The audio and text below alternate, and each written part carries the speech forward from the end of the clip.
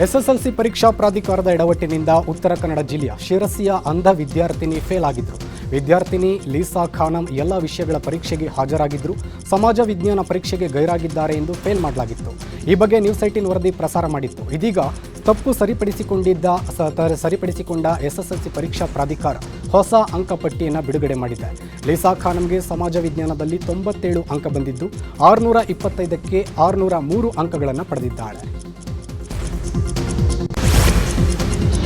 ಬೆಂಗಳೂರು ದಕ್ಷಿಣ ಜಿಲ್ಲೆಯಲ್ಲಿ ಕಾಡಾನೆಗಳ ದಾಳಿಯಿಂದ ಅನ್ನದಾತರು ಕಂಗಾಲಾಗಿದ್ದಾರೆ. ಕಾಡಾನೆ ದಾಳಿ ತಡೆಗೆ ಸರ್ಕಾರ ಕ್ರಮ ಕೈಗೊಳ್ಳಬೇಕು ಅಂತ ರೈತರು ಪ್ರತಿಭಟನೆ ನಡೆಸಿದ್ದಾರೆ. ಚನ್ನಪಟ್ಟಣದ ಬಿವಿ ಹಳ್ಳಿ ಬಳಿ ಪ್ರತಿಭಟನೆ ನಡೆಯಿತು. ಪ್ರತಿಭಟನೆಯಲ್ಲಿ 100 ಜನರು ರೈತರು ಭಾಗಿಯಾಗಿದ್ದರು. ಇನ್ನು ರೈತರ ಪ್ರತಿಭಟನೆಗೆ ಜೆಡಿಎಸ್ ಮುಖಂಡ ನಿಖಿಲ್ ಕುಮಾರಸ್ವಾಮಿ ಕೂಡ ಸಾಥ್ ಕೊಟ್ಟಿದ್ದಾರೆ. ಪ್ರತಿಭಟನಾ ಸ್ಥಳಕ್ಕೆ ಭೇಟಿ ನೀಡಿ ರೈತರೊಂದಿಗೆ ನಾವಿದ್ದೀವಿ ಅಂತಂದ್ರು. ಇದೇ ವೇಳೆ ಮಾತನಾಡಿದ ಅವರು, ರಾಜ್ಯ ಸರ್ಕಾರ ಗ್ಯಾರಂಟಿ ಕೊಡ್ತಿದೆ, ಆದರೆ ರೈತರ ಬದುಕಿಗೆ ಗ್ಯಾರಂಟಿ ಇಲ್ಲ ಅಂತ ಕಿಡಿಕಾರಿದ್ರು. ಇನ್ನು ರೈತರಿಗೆ ಸಮಸ್ಯೆ ಬಗೆಹರಿಸುವುದಾಗಿ ಕೇಂದ್ರ ಸಚಿವ ಎಚ್ ಡಿ ಕುಮಾರಸ್ವಾಮಿ ಭರವಸೆಯನ್ನು ಕೊಟ್ಟಿದ್ದಾರೆ. ದೂರವಾಣಿ ಕರೆ ಮೂಲಕ ರೈತರಿಗೆ ಸಮಸ್ಯೆ ಬಗೆಹರಿಸುವುದಾಗಿ ಆಶ್ವಾಸನೆ ಕೊಟ್ಟಿದ್ದಾರೆ. ಮೇ ತಿಂಗಳಲ್ಲಿ ಕೇಂದ್ರ ಅರಣ್ಯ ಸಚಿವ ಭೂಪೇಂದ್ರ ಯಾದವ್ರನ್ನ ಕರೆತಂದು ಸಮಸ್ಯೆ ಬಗೆಹರಿಸುವುದಾಗಿ ಹೇಳಿದ್ದಾರೆ. ಇನ್ನು ಕುಮಾರಸ್ವಾಮಿ ಭರವಸೆ ಹಿನ್ನೆಲೆ ರೈತರು ಪ್ರತಿಭಟನೆಯನ್ನು ಕೈಬಿಟ್ಟರು. ಹೆಜ್ಜೆಯನ್ನು ತೆಗೆಯಲು ಹೋದ ವ್ಯಕ್ತಿ ಮರದಲ್ಲೇ ಸಾವನ್ನಪ್ಪಿದ ಘಟನೆ ಚಿಕ್ಕಬಳ್ಳಾಪುರ ಜಿಲ್ಲೆ ಮಂಚೇನಹಳ್ಳಿ ಬಳಿ ನಡೆದಿದೆ. 48 ವರ್ಷದ ಸನಾವುಲ್ಲಾ ಮೃತ ದುರ್ದೈವಿ. ಮಂಚೇನಹಳ್ಳಿ ಹೊರವಲಯದ ಹುಣಸೆ ಮರದಲ್ಲಿ ಹೆಜ್ಜೆಯನ್ನು ಕಟ್ಟಿತ್ತು. ಜೇನು ಹುಳುಗಳು ಕಚ್ಚದಂತೆ ಔಷಧ ಸಿಂಪಡಣೆ ಮಾಡಿಕೊಳ್ಳುವ ವೇಳೆ ದಾಳಿಯನ್ನು ಮಾಡಿದ್ದು ಸ್ಥಳದಲ್ಲೇ ಸಾವನ್ನಪ್ಪಿದ್ದಾನೆ. ಗಂಡ ಮನೆಗೆ ಬಾರದನ್ನು ನೋಡಿ ಹುಡುಕಾಡಿದ ಪತ್ನಿ ಪೊಲೀಸರಿಗೆ ಮಾಹಿತಿಯನ್ನು ನೀಡಿದ್ದಾಳೆ. ಪೊಲೀಸರೊಂದಿಗೆ ಹುಡುಕಾಟ ನಡೆಸುವ ವೇಳೆ ಹುಣಸೆ ಮರದಲ್ಲಿ ಶವ ಪತ್ತೆಯಾಗಿದೆ. ಇನ್ನು ಘಟನೆ ಸಂಬಂಧ ಮಂಚೇನಹಳ್ಳಿ ಪೊಲೀಸ್ ಠಾಣೆಯಲ್ಲಿ ಪ್ರಕರಣ ದಾಖಲಾಗಿದೆ. ಬೆಂಗಳೂರಿನ ಚಿನ್ನಸ್ವಾಮಿ ಕ್ರೀಡಾಂಗಣದಲ್ಲಿ ಆರ್ಸಿಬಿ ಮತ್ತು ಗುಜರಾತ್ ಜೈಂಟ್ಸ್ ನಡುವೆ ಕೊನೆ ಲೀಗ್ ಪಂದ್ಯ ಆರಂಭವಾಗಿದೆ. ರಾಯಲ್ ಚಾಲೆಂಜರ್ಸ್ ಬೆಂಗಳೂರು ತಂಡ ತವರಿನಲ್ಲಿ ಆಡುತ್ತಿರುವ ಕೊನೆಯ ಲೀಗ್ ಪಂದ್ಯ ಇದಾಗಿದೆ. ಇನ್ನು ಚಿನ್ನಸ್ವಾಮಿ ಕ್ರೀಡಾಂಗಣ ಸುತ್ತ ಬಿಗಿ ಪೊಲೀಸ್ ಬಂದೋಬಸ್ತ್ ಮಾಡಲಾಗಿದ್ದು ಸುಮಾರು 2300 ಪೊಲೀಸರನ್ನು ನಿಯೋಜನೆ ಮಾಡಲಾಗಿದೆ. ಅಹಿತಕರ ಘಟನೆ, ಪ್ರೇಕ್ಷಕರ ವರ್ತನೆ, ಸೆಲೆಬ್ರೇಷನ್ ಮೇಲೆ ಹದ್ದಿನ ಕಣ್ಣಿಡಲಾಗಿದೆ.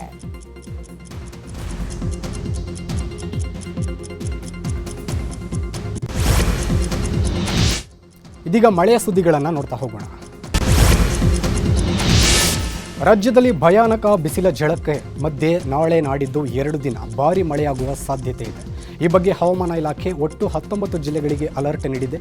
ಬೀದರ್, ಯಾದಗಿರಿ, ಬೆಳಗಾವಿ, ಕೊಪ್ಪಳ, ಗದಗ, ಧಾರವಾಡ, ಬಳ್ಳಾರಿ, ವಿಜಯನಗರ, ಹಾವೇರಿ, ದಾವಣಗೆರೆ, ಶಿವಮೊಗ್ಗ ಹಾಗೂ ಚಿಕ್ಕಮಗಳೂರು ಸೇರಿ 18 ಜಿಲ್ಲೆಗಳಿಗೆ ಯೆಲ್ಲೋ ಅಲರ್ಟ್ ಅನ್ನು ನೀಡಲಾಗಿದೆ. ಇನ್ನು ಕಲಬುರಗಿ, ವಿಜಯಪುರ, ಬಾಗಲಕೋಟೆ, ರಾಯಚೂರು ಜಿಲ್ಲೆಗಳಿಗೆ ಆರೆಂಜ್ ಅಲರ್ಟ್ ಅನ್ನು ಘೋಷಿಸಲಾಗಿದೆ. ಚಿಕ್ಕಮಗಳೂರು ಜಿಲ್ಲೆಯಲ್ಲಿ ಮಳೆ ಆರ್ಭಟ ಜೋರಾಗಿದೆ. ಚಿಕ್ಕಮಗಳೂರು, ಮೂಡಿಗೆರೆ, ಶೃಂಗೇರಿ ತಾಲೂಕಿನಲ್ಲಿ ಜೋರು ಮಳೆ ಸುರಿದಿದೆ. ಬೆಳಗ್ಗೆಯಿಂದ ಸಂಜೆವರೆಗೂ ರಣ ಬಿಸಿಲಿದ್ರೆ ಸಂಜೆ ಆಗ್ತಿದ್ದಂತೆ ಮಳೆ ಸುರಿಯುತ್ತಿದೆ. ಮೂಡಿಗೆರೆ ತಾಲೂಕಿನ ಕೊಟ್ಟಿಗೆಹಾರ, ಬಾಳೂರು, ಬಣಕಲ್, ಚಾರ್ಮಡಿ ವ್ಯಾಪ್ತಿಯಲ್ಲಿ ಭಾರೀ ಮಳೆಯಾಗಿದೆ. ಆಲ್ದೂರು ಬಳಿ ಬಿರುಗಾಳಿಗೆ ವಿದ್ಯುತ್ ಕಂಬಗಳು ಮುರಿದು ಬಿದ್ದಿವೆ.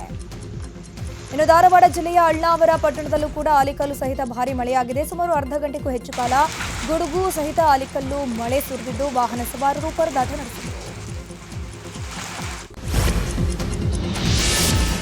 ಬಿರು ಬಿಸಿಲಿನ ಎಫೆಕ್ಟ್ ಕೃಷ್ಣ ಮೃಗಗಳಿಗೂ ತಟ್ಟಿದೆ. ಕೃಷ್ಣ ಮೃಗಗಳಿಗೆ ಕುಡಿಯುವ ನೀರಿಗೆ ಹಾಹಾಕಾರ ಎದುರಾಗಿದೆ. ಕಡೂರು ತಾಲೂಕಿನ ಬಾಸೂರು ಕಾವಲಿನಲ್ಲಿರುವ ಕೃಷ್ಣ ಮೃಗ ಸಂರಕ್ಷಿತ ಪ್ರದೇಶದಲ್ಲಿ ಕೃಷ್ಣ ಮೃಗಗಳಿಗೆ ಕುಡಿಯುವ ನೀರಿಗೆ ಸಮಸ್ಯೆ ಉಂಟಾಗಿದೆ.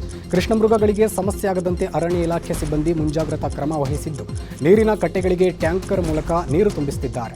ಕೃಷ್ಣ ಮೃಗಗಳಿಗೆ ಕುಡಿಯುವ ನೀರಿಗೆ ಸಮಸ್ಯೆ ಆಗದಂತೆ ಮುನ್ನೆಚ್ಚರಿಕೆಯನ್ನು ವಹಿಸಲಾಗ್ತಾ ಇದೆ. ಬಿಸಿಲ ತಾಪದಿಂದ ಮೂಕ ಪ್ರಾಣಿಗಳು ಕೂಡ ಕಂಗಾಲಾಗಿ ಹೋಗ್ತಾ ಇವೆ. ಪ್ರಾಣಿಗಳಲ್ಲಿ ನಿರ್ಜಲೀಕರಣ ತಡೆಯೋಕೆ ಬೆಳಗಾವಿಯ ರಾಣಿ ಚೆನ್ನಮ್ಮ ಝೂನಲ್ಲಿ ಅರಣ್ಯ ಇಲಾಖೆ ಮಾರ್ಗಸೂಚಿಯನ್ನು ಹೊರಡಿಸಿದೆ. ಝೂನಲ್ಲಿ ಸ್ಪ್ರಿಂಕ್ಲರ್ ಹಾಗೂ ವಾತಾವರಣ ತಂಪಾಗಿಸೋಕೆ ಕ್ರಮ, ಪ್ರಾಣಿಗಳಿಗೆ ಗ್ಲೂಕೋಸ್ ಮಿಶ್ರಣ ನೀರು ಸೇರಿದಂತೆ ಹಲವು ಕ್ರಮ ಕೈಗೊಳ್ಳೋಕೆ ಸೂಚನೆ ನೀಡಿದ್ದಾರೆ.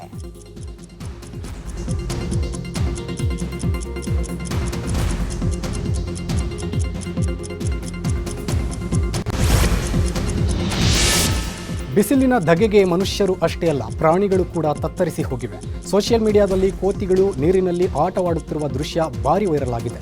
ಮನೆಯೊಂದರ ಮೇಲೆ ಇರಿಸಿರುವ ನೀರಿನ ಡ್ರಮ್ ಒಳಗೆ ಮುಳುಗಿ ಕೋತಿಗಳು ಫುಲ್ ಎಂಜಾಯ್ ಅನ್ನು ಮಾಡಿವೆ. ಬಿಸಿಲಿನಲ್ಲಿ ದೇಹವನ್ನು ತಂಪು ಮಾಡಿಕೊಳ್ಳಲು ಮಂಗಗಳ ಐಡಿಯಾಗೆ ನೆಟ್ಟಿಗರು ಮೆಚ್ಚುಗೆಯನ್ನು ವ್ಯಕ್ತಪಡಿಸಿದ್ದಾರೆ.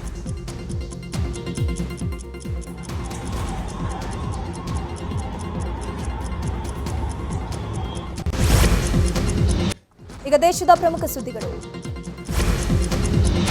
ರಾಜ್ಯಸಭಾ ಸಂಸದ ರಾಘವ್ ಚಡ್ಡಾ ಆಮ್ ಆದ್ಮಿ ಪಕ್ಷ ತೊರೆದು ಬಿಜೆಪಿ ಸೇರಿದ್ದಾರೆ. ರಾಜ್ಯಸಭೆಯ ಒಟ್ಟು 10 ಸಂಸದರ ಪೈಕಿ 7 ಆಪ್ ಸಂಸದರೊಂದಿಗೆ ಬಿಜೆಪಿ ಸೇರಿದ್ದಾರೆ. ದೆಹಲಿಯ ಬಿಜೆಪಿ ಕಚೇರಿಯಲ್ಲಿ ಬಿಜೆಪಿ ರಾಷ್ಟ್ರೀಯ ಅಧ್ಯಕ್ಷ ನಿತಿನ್ ನಬೀನ್ ಸಮ್ಮುಖದಲ್ಲಿ ಬಿಜೆಪಿಗೆ ಸೇರ್ಪಡೆಯಾದರು. ರಾಘವ್ ಚಡ್ಡಾ ಜೊತೆ ಸ್ವಾತಿ ಮಲಿವಾಲ್, ಹರ್ಭಜನ್ ಸಿಂಗ್, ರಾಜಿಂದರ್ ಗುಪ್ತಾ ಮತ್ತು ವಿಕ್ರಮ್ಜಿತ್ ಸಿಂಗ್ ಸಾಹಿನಿ, ಅಶೋಕ್ ಮಿತ್ತಲ್ ಕೂಡ ಆಮ್ ಆದ್ಮಿ ಪಕ್ಷಕ್ಕೆ ಗುಡ್ ಬೈ ಹೇಳಿದ್ದಾರೆ. ರಾಜ್ಯಸಭೆಯಲ್ಲಿ ಪ್ರಮುಖ ಸಮಸ್ಯೆಗಳ ಕುರಿತು ಧ್ವನಿ ಎತ್ತಿ ದೇಶದ ಗಮನ ಸೆಳೆದಿದ್ದ ರಾಘವ್ ಚಡ್ಡಾರ ನಡೆಯನ್ನ ಆಪ್ ನಾಯಕರು ಖಂಡಿಸಿದ್ರು. ಆ ಬಳಿಕ ಆಮ್ ಆದ್ಮಿ ಪಕ್ಷದಿಂದ ಅಂತರ ಕಾಯ್ದುಕೊಂಡಿದ್ದ ರಾಘವ್ ಚಡ್ಡಾ ಇವತ್ತು ಬಿಜೆಪಿ ಸೇರಿದ್ದಾರೆ.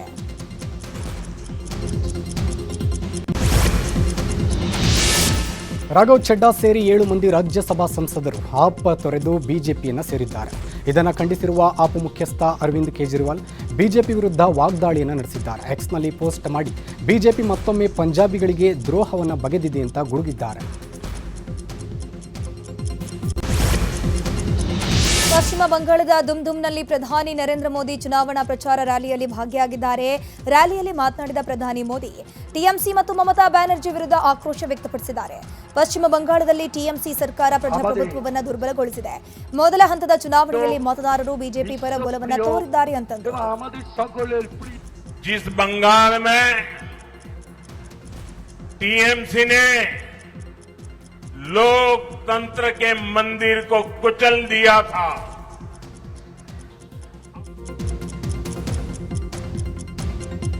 ಇನ್ನು ಇದೇ ವಿಚಾರಕ್ಕೆ ಸಂಬಂಧಪಟ್ಟಂತೆ ಶಿವಮೊಗ್ಗದಲ್ಲಿ ಎಚ್.ಡಿ. ಕುಮಾರಸ್ವಾಮಿ ಅವರು ಕೂಡ ಯಡಿಯೂರಪ್ಪ ಕೂಡ ಮಾತನಾಡಿದ್ದಾರೆ. ಪಶ್ಚಿಮ ಬಂಗಾಳದ ಮತದಾನದಲ್ಲಿ ವೋಟ್ ಶೇರಿಂಗ್ ಜಾಸ್ತಿಯಾಗಿದೆ. ಬಿಜೆಪಿ ಮೊದಲ ಬಾರಿಗೆ ಅಲ್ಲಿ ಅಧಿಕಾರಕ್ಕೆ ಬರಲಿದೆ. ಆಡಳಿತ ವಿರೋಧಿ ಅಲೆ ಕಂಡು ಬಂದಿದೆ. ಎಕ್ಸಿಟ್ ಪೋಲ್ ಬಂದ ನಂತರ ಪಕ್ಷದ ಸಾಧನೆ ಗೊತ್ತಾಗಲಿದೆ ಅಂತ ಗುಡುಗಿದ್ರು.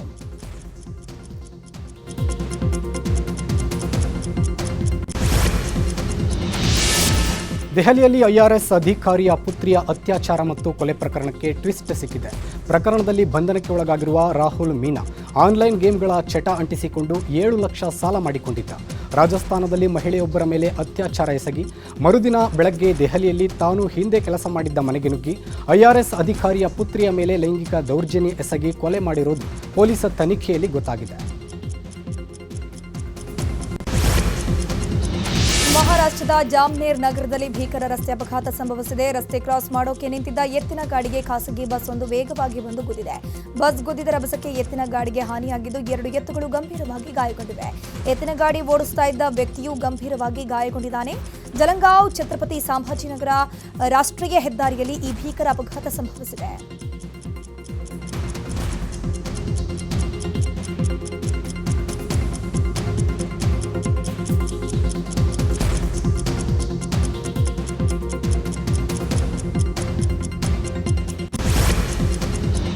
ಇದೀಗ ವಿದೇಶದ ಸುದ್ದಿಗಳನ್ನು ನೋಡ್ತಾ ಹೋಗೋಣ.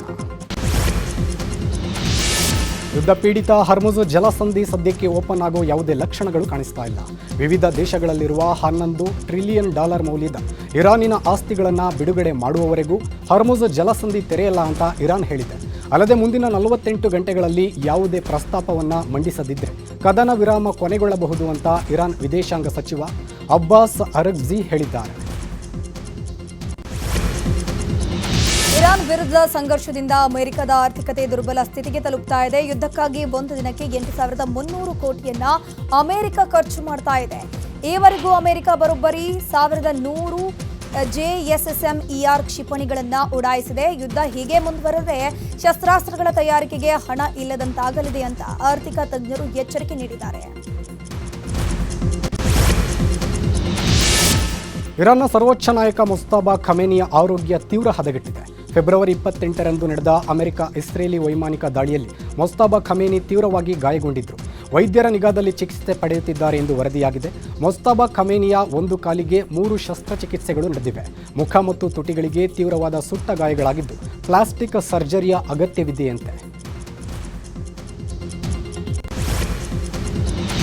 ನರಕದ ಕುಳಿ ಅಂತ ಭಾರತ ವಿರೋಧಿ ಹೇಳಿಕೆ ನೀಡಿರುವ ಅಮೆರಿಕ ಅಧ್ಯಕ್ಷ ಡೊನಾಲ್ಡ್ ಟ್ರಂಪ್ಗೆ ಇರಾನ್ ಕೌಂಟರ್ ಅನ್ನು ಕೊಟ್ಟಿದೆ. ಭಾರತಕ್ಕೆ ಒಮ್ಮೆ ಭೇಟಿ ಕೊಡುವಂತೆ ಟ್ರಂಪ್ಗೆ ಸಲಹೆ ನೀಡಿರುವಂತಹ ಇರಾನ್ ಮಹಾರಾಷ್ಟ್ರದ ಶ್ರೀಮಂತ ಸಾಂಸ್ಕೃತಿಕ ಮತ್ತು ಭೌಗೋಳಿಕ ಪರಂಪರೆಯನ್ನ ದಾಖಲಿಸುವ ವಿಡಿಯೋವನ್ನು ಎಕ್ಸ್ನಲ್ಲಿ ಹಂಚಿಕೊಂಡಿದೆ. ಈ ರಾಜ್ಯಕ್ಕೆ ಪ್ರವಾಸ ಮಾಡುವ ಮೂಲಕ ಅಮೆರಿಕ ನಾಯಕ ತನ್ನ ಸಾಂಸ್ಕೃತಿಕ ನಿರ್ವೀಶೀಕರಣ ಮಾಡಿಕೊಳ್ಳಬೇಕು ಅಂತ ಸಲಹೆಯನ್ನು ಕೊಟ್ಟಿದೆ.